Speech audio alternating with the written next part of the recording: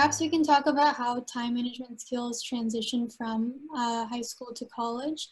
How did you see that playing out in your college application process and in your transition to your first semester of college? I personally was never a person that was, good with time and keeping track of things. And for me personally, going into college, where you have to basically plan out everything, and it's your responsibility to do everything. It was really different for me. So my first quarter, I really struggled with this, and uh, obviously it came to bite me back because if you don't manage your time correctly, it's going to show in assignments, tests, and quizzes. And um, what I did was, one of my friends had gotten a job at Starbucks, and she said that it had helped her with time management because, she felt like a sense of responsibility, that she not only had school, but she also had family and work to think about.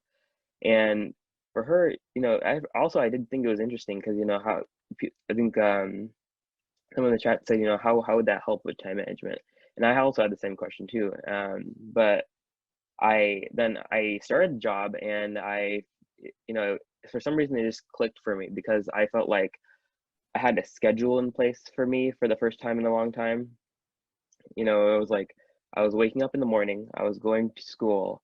I had a set period of hours to work on assignments, or talk with people, and then I had work in the evening, and then I had another couple hours to come back home, finish stuff, and then go to sleep.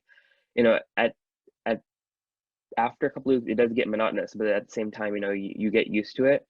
But what I'm trying to say is that, like, this idea of having a set schedule and a set discipline really helped me with time management, and I got into the cycle of caring about time and keeping track of everything. And uh that's what I'm trying to get through, is like that portion of having responsibility and discipline, developing discipline, really helped me with time management. Thank you. And Ishil, do you have anything to add about how time management transitioned from high school to college? Sure. To be honest, I'm still pretty bad with managing my time. Uh, I don't know if anyone has a magic, I don't know, spell they can give me, that would be great.